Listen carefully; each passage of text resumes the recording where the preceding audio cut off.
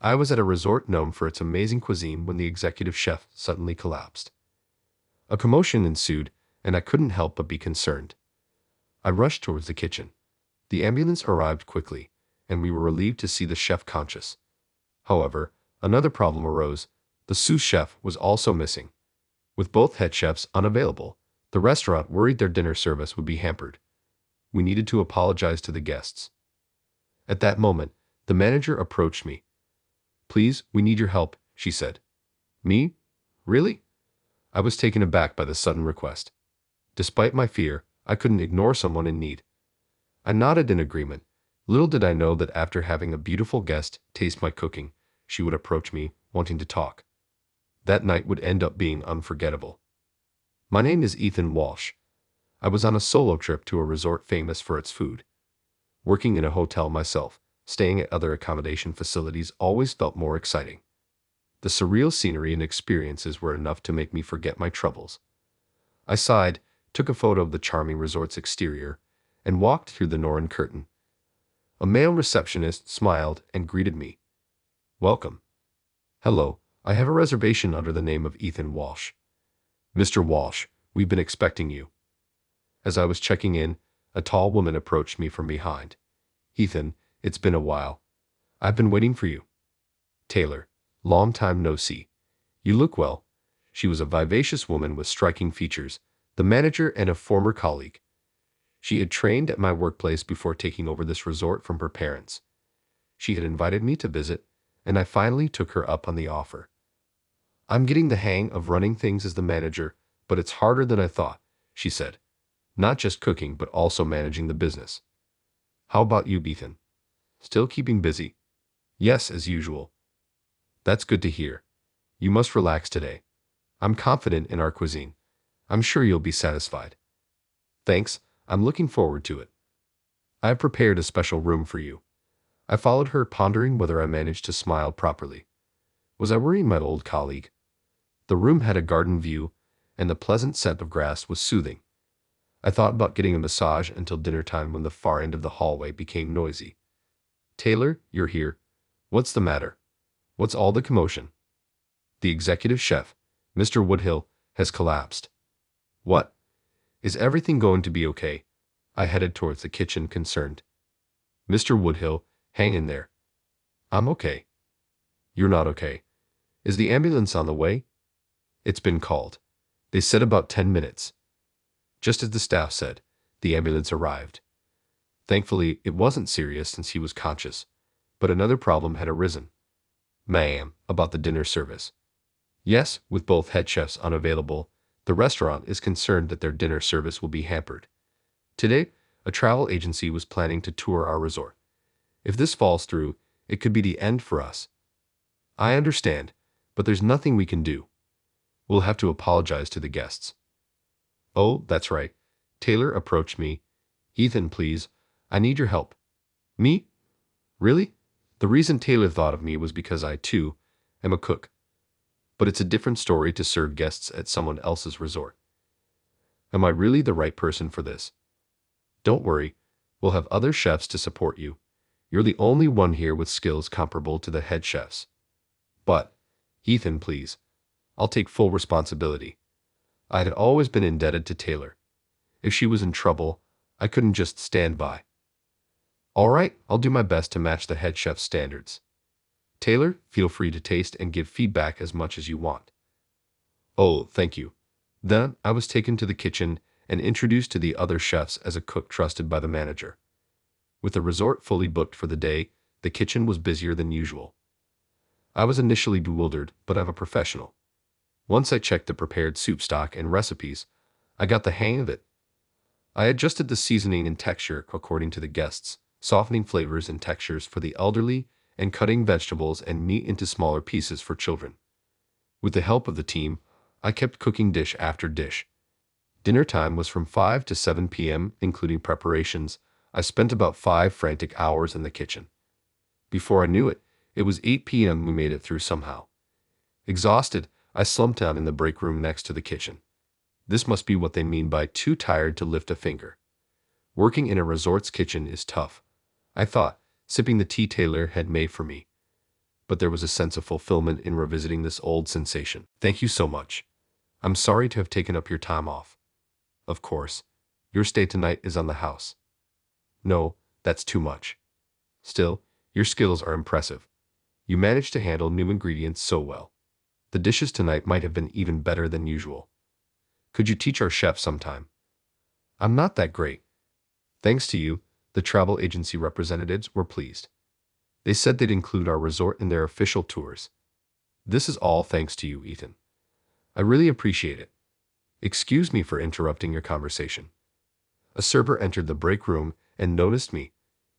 Excuse me, one of the guests has requested to see the head chef. Me? Was the food not to their liking, or did they realize it wasn't the head chef's cooking? The staff didn't seem upset, so I relaxed and headed to the private dining room. Seated at the table was a refined-looking woman, seemingly around my age. Her eyes lit up when she saw me. Was it your cooking? Yes, it was.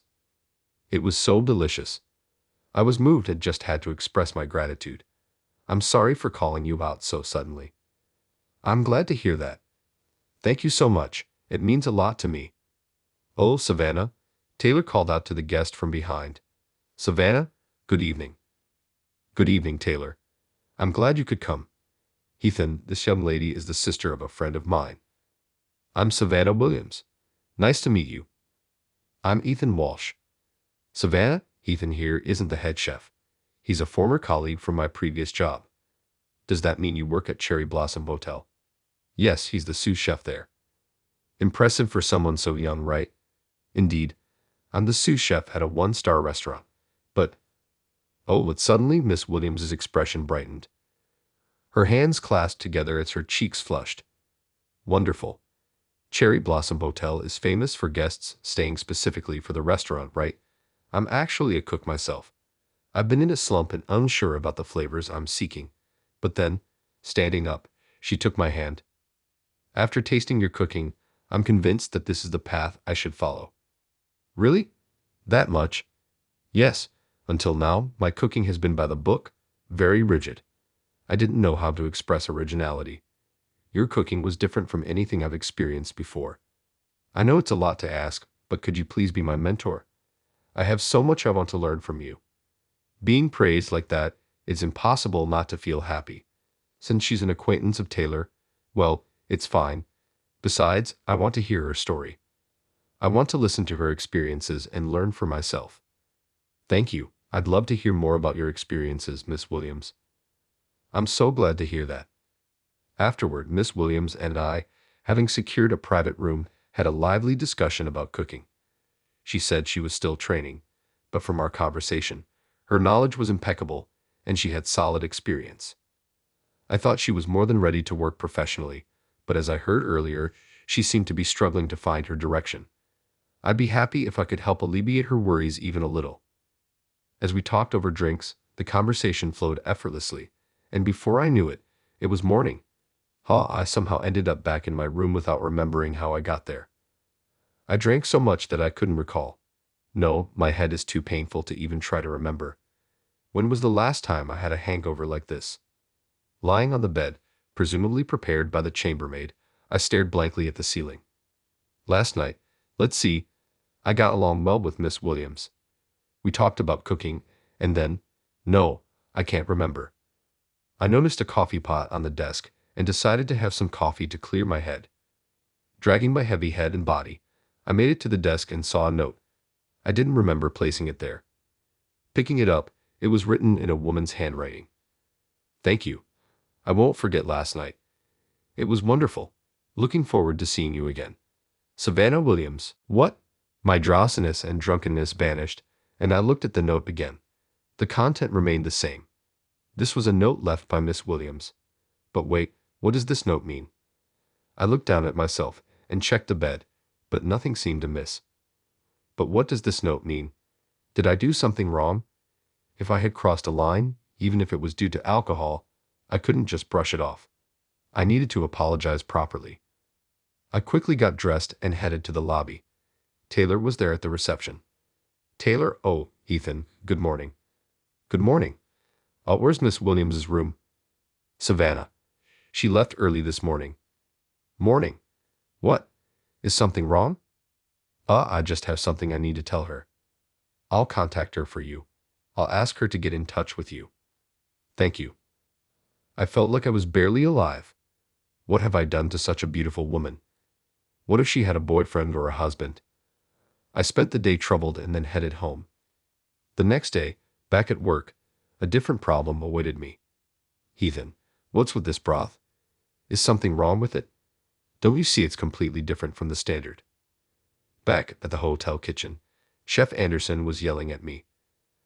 After the former executive chef left to start his own place, Chef Anderson from one of our partner hotels joined us and had been giving me a hard time. I told Taylor everything was going well, but that was a lie. Ever since he arrived, I felt marginalized.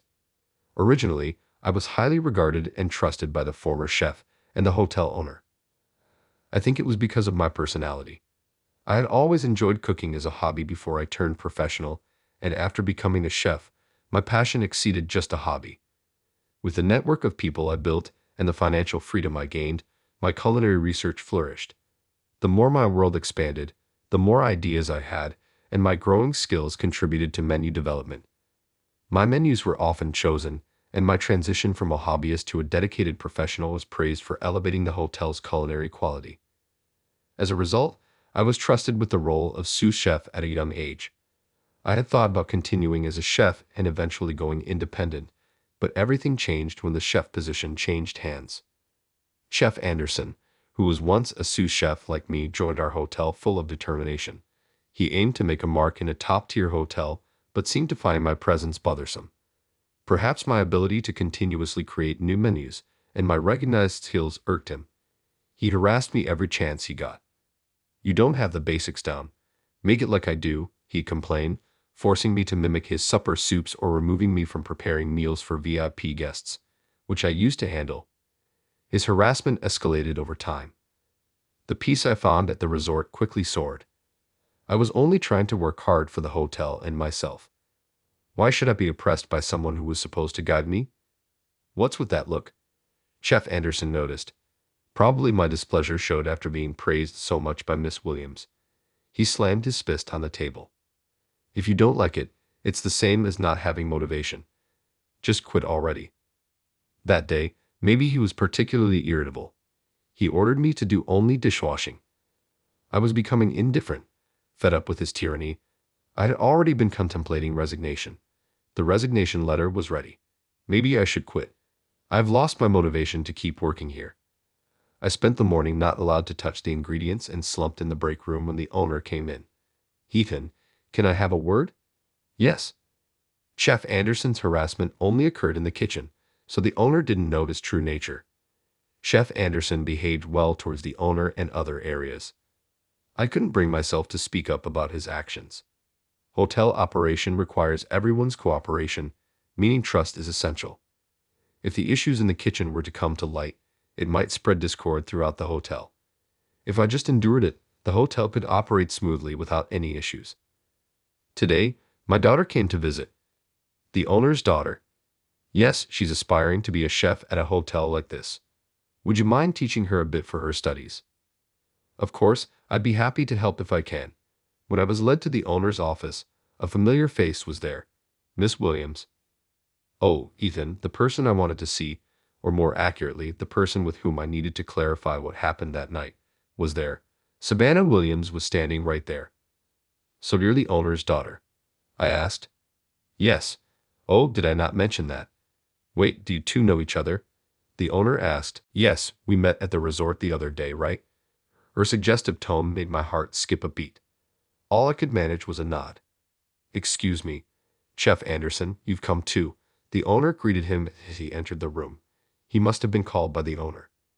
"Nice to meet you. I'm the head chef Anderson." "I'm Savannah Williams. Pleased to meet you. I hear you trained at a 3-star restaurant in France." "Yes, but only for a short time." She had downplayed her skills, saying she was only a novice and had sought advice from me. But she might be more experienced than I am. Would you mind sharing some of your experiences? "Yes, and I'd love to hear more about your work too, Chef Anderson." When Chef Anderson sat across from Miss Williams, he started talking fluently. a stark contrast to the unpleasantness he showed me. He was polite and had a pleasant smile. The owner and I also joined the conversation, mainly discussing culinary topics. Being in the presence of others, I couldn't ask about that night. I was distracted and couldn't look directly at Miss Williams. Ethan. Ethan. Huh. Oh yes. Startled, I jumped when Miss Williams called my name. I was asking about your menu. Are you okay? You don't look well. No, I'm fine. Sorry about that. Miss Williams looked puzzled, as if she had no idea what was troubling me. How could she be so composed? Was that night's event not special to her?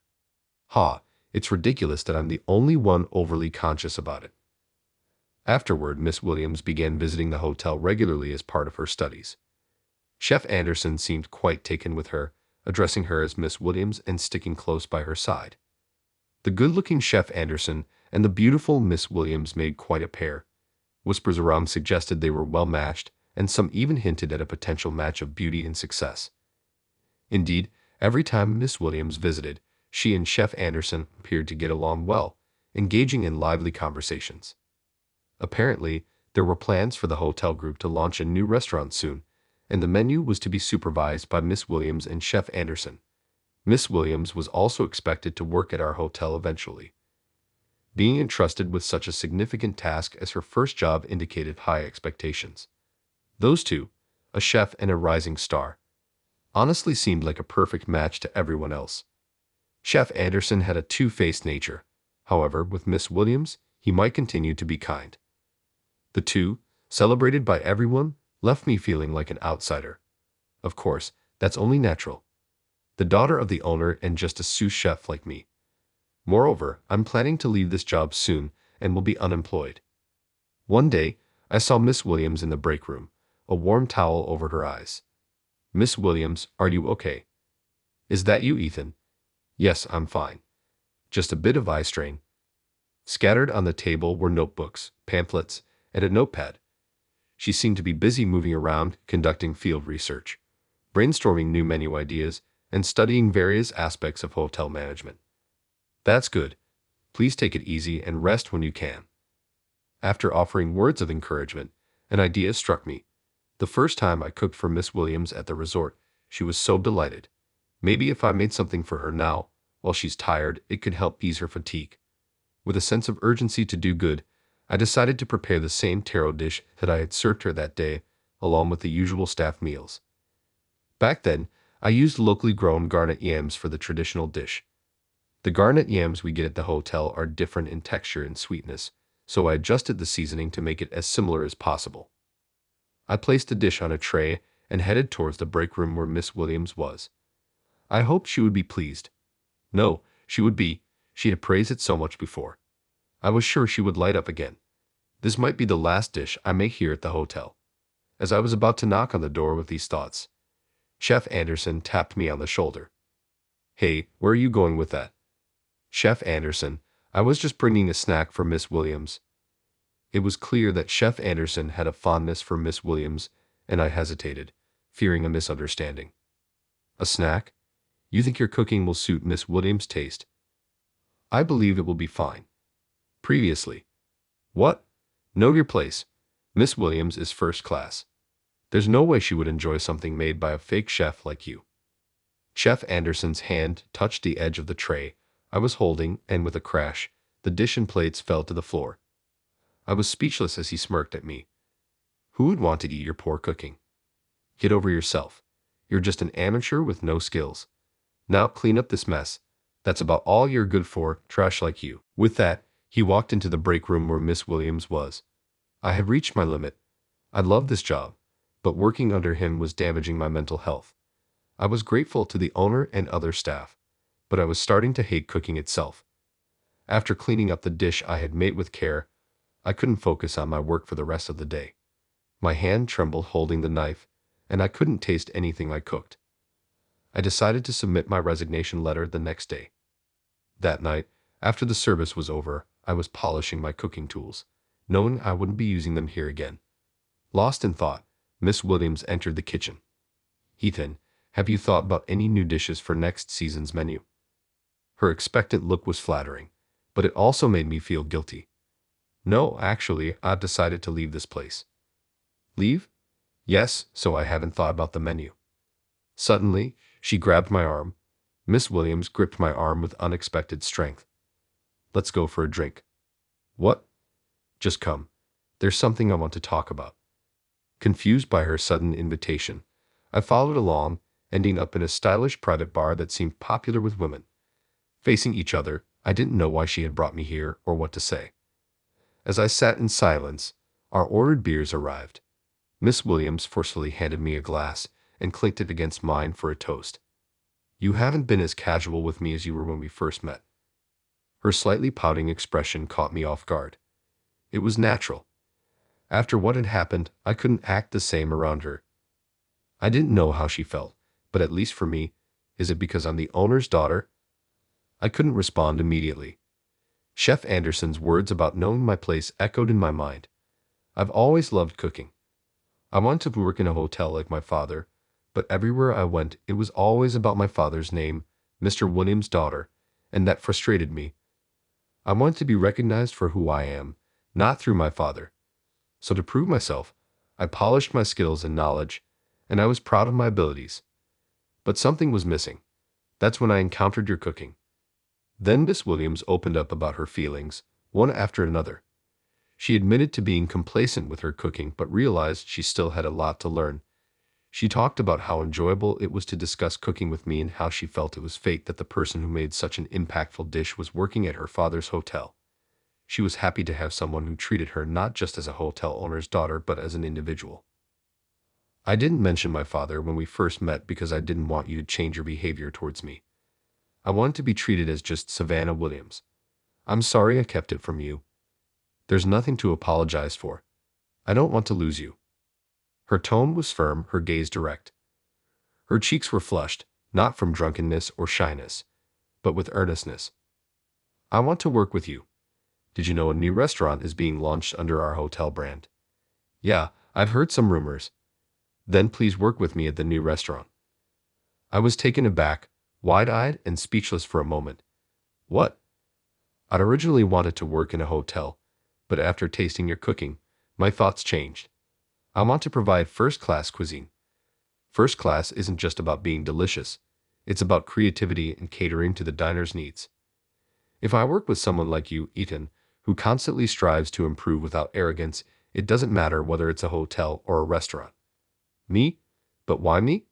Ethan, you've been treated horribly by Chef Anderson, haven't you? Ah, yes. Did you know? Yes. He hides it in front of me, but it's obvious. You've barely been cooking. I've tried to stop it before, but it only made things worse for you. I'm sorry. No, it's not your fault, Miss Williams. Thank you for saying something. I don't think you should be buried here. That's why I want you to join me in running the restaurant. It'll be almost like being independent.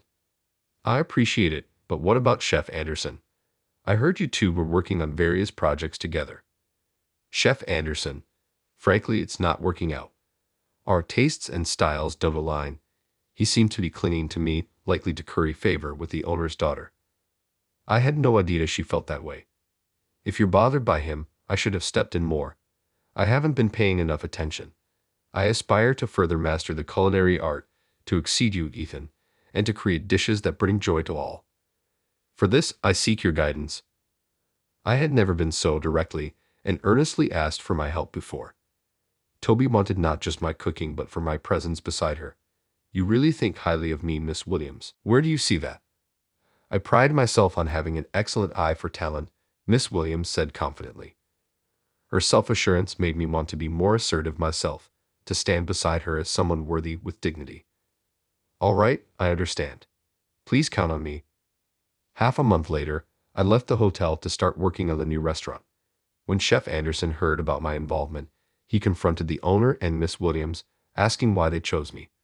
Miss Williams replied sharply, someone who wastes food doesn't deserve to be a chef. She had witnessed Chef Anderson ruining my dish. She informed the owner, who then deemed Chef Anderson unsuitable as both a chef and a staff member of the hotel. Initially skeptical, the owner eventually realized Chef Anderson's true nature after hearing from other kitchen staff about his behavior towards me. Confronted by the owner, Chef Anderson exclaimed, "It's his fault. Ethan is attempting to overshadow me despite his lower position. It's only fair to assert my authority over him." Subsequently, Chef Anderson was fired for not fitting the hotel standards. The story became well known in the industry, and he struggled to find employment elsewhere. Desperate, he opened his own restaurant, but it soon failed due to a lack of patronage. The owner shared this story with me and added, "Your restaurant is a whole different story. The restaurant Miss Williams and I opened was a hit, bustling every day. We used local ingredients to create affordable dishes without compromising on taste. Our creative cuisine, meticulously crafted to please the palate, attracted endless media attention and social media coverage. It was a grand and successful opening, but we knew we couldn't rest on our laurels. It's thanks to the hotel group's name and Miss Williams' efforts we can become complacent. We must keep striving." A week after our grand opening, we celebrated our success with a party. Seeing Miss Williams happily drinking, I became a little worried, remembering the mistake we made when we first met. "Enjoy yourself, but please be careful not to drink too much." "I'm fine. I'm not a lightweight, but because of that night." Saying this, I showed her the note from that time. Miss Williams looked surprised. "Why do you still have this?" "I wanted to clear things up about that night. That night, when we spent the night together." "What?" Miss Williams looked puzzled and then burst out laughing. "Ethan, have you misunderstood something?" "Misunderstood?" "I'm sorry, the heart marks I added must have made it seem more believable." "So nothing happened, right? Even when I'm drunk, I remember everything." Then the most wonderful part was about our conversation on cooking. "Yes." I felt a wave of relief. So nothing had happened after all. What a relief. There was a tinge of disappointment, but at least I understood why I was the only one conscious about it, and it was good that I hadn't made a move on someone I wasn't in a relationship with.